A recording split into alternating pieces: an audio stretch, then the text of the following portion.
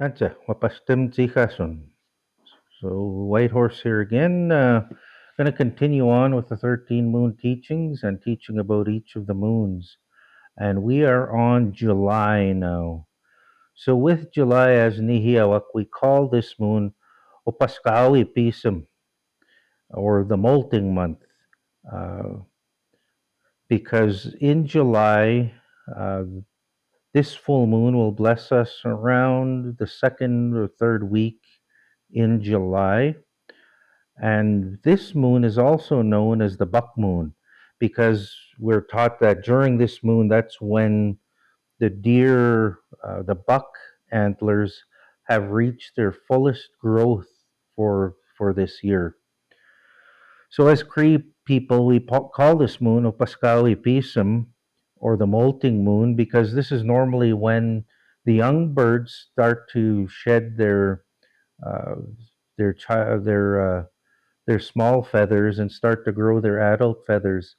As well with the adult water birds, they shed and get rid of any damaged or broken feathers and they grow new ones in their place, mainly their flight feathers, because these are the feathers that take the most damage and the most use and the most wear on them. So they start to shed those during July or during that full moon in July.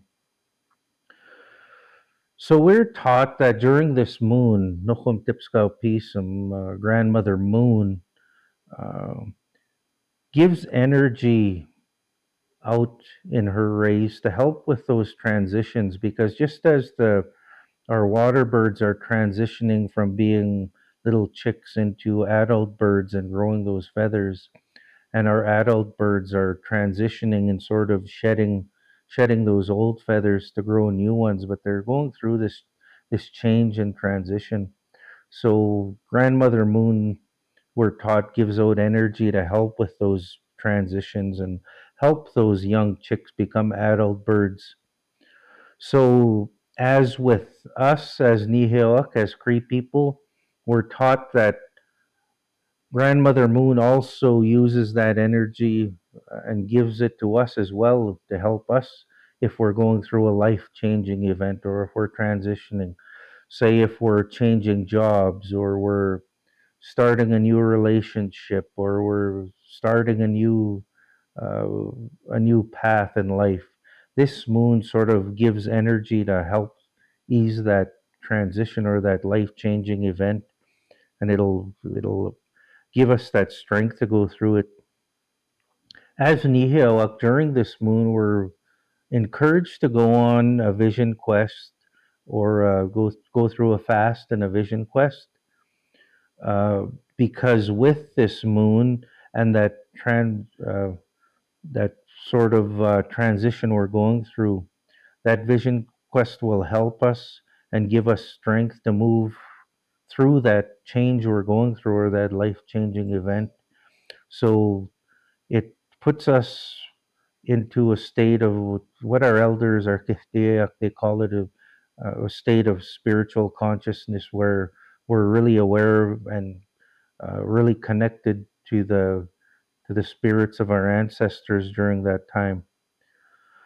So, with the water teachings for Opaskawi Pisum, or the molting month, um, teach us that Nochum Tipskau Pisum, Grandmother Moon, puts her healing energy into the water to use that medicine water or maskihi nipi to help us with life changing events or transitions.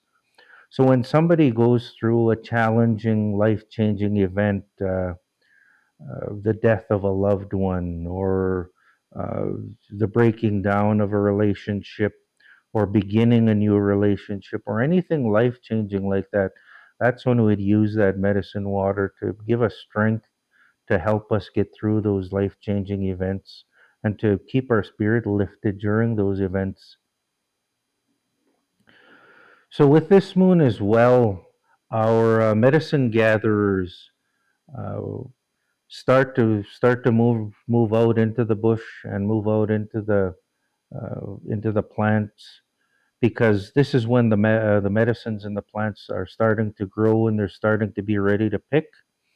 Uh, the most common medicine gathered during Opaskawi Pisum, or the molting moon, is the sap or the bark from Napagasita, or the balsam trees.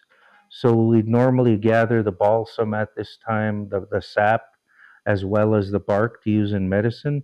So that's the main type of medicine that's collected during this moon.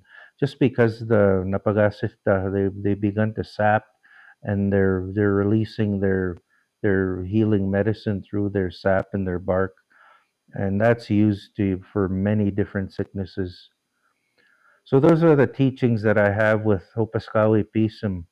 Hope you've learned a little today about the July full moon. Thanks for joining me. Ginanaskum tinawa kakyaw.